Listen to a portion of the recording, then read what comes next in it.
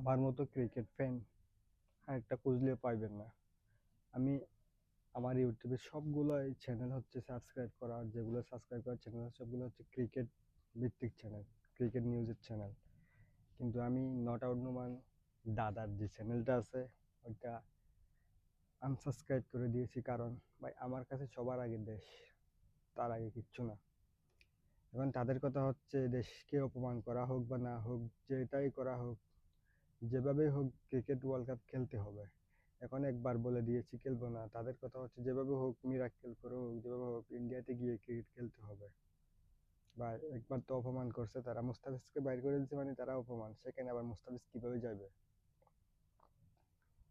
আমার কাছে দেশের আগে কিচ্ছু না, তাই আমি নট আউট নোমান চ্যানেলটা আনসাবস্ক্রাইব করে দিয়েছি।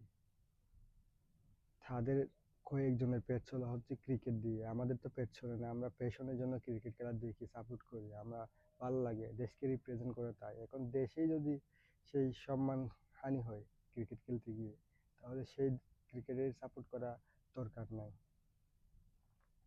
কিছু কিছু সাংবাদিক তাদের পেট চলে ক্রিকেট খেলা দিয়ে, তাই তারা বক বক করতেছে।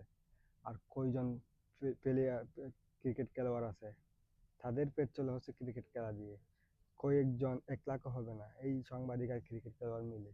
তাদের কারণে 18 কোটি মানুষের আত্মসম্মানকে লাথি মারা হবে, সেটা তো কখনো মানতে পারবো না। আমি সবচেয়ে বেশি পছন্দ করি হচ্ছে ক্রিকেট, তারপরে ফুটবল।